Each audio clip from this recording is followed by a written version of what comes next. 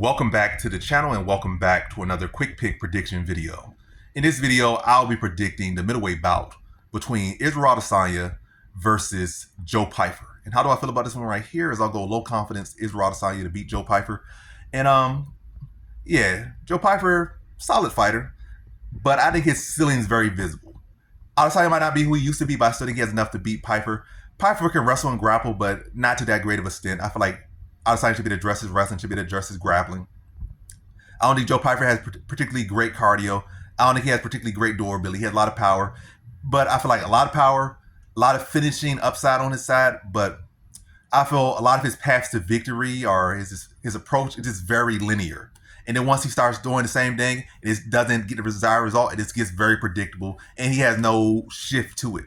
Like even against Kelvin Gastelum, he was looking great. And you might say, "Oh, look what he's doing to Kelvin Gastelum." Adesanya will struggle way more to him. He didn't get hurt, at least against Gastelum, but he clearly lost like third round to Gastelum. And maybe that was a 5-round fight. And this not prime Gastelum. This is clearly washed Gastelum.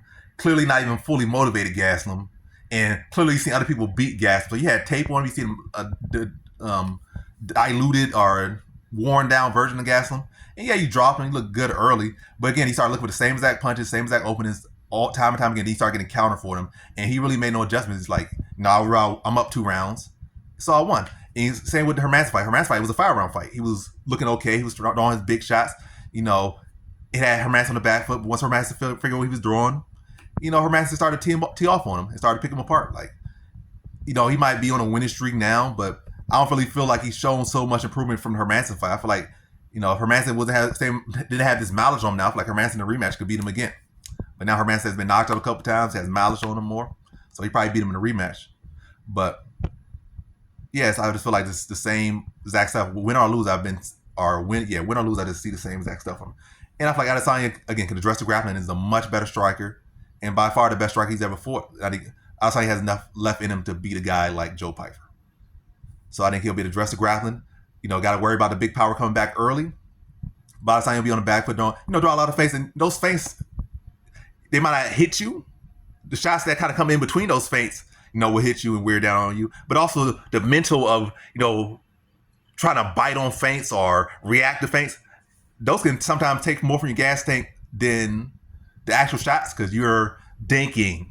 You're not in the flow state. Those feints take you out of your flow state, make you dink harder. You have to dink. And Pyfer's shown to be a guy that don't only dink too much.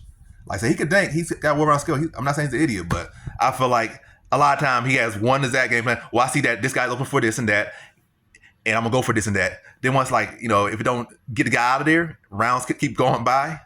Like I say, he might have a little bit of success with it early, and got to make adjustments. But he has not shown the ability to make actual real adjustments in a winning way. Maybe adjust enough, like, well, I'm already up 2 rounds. I could just do this. And like against Gastelum, like just lost third round.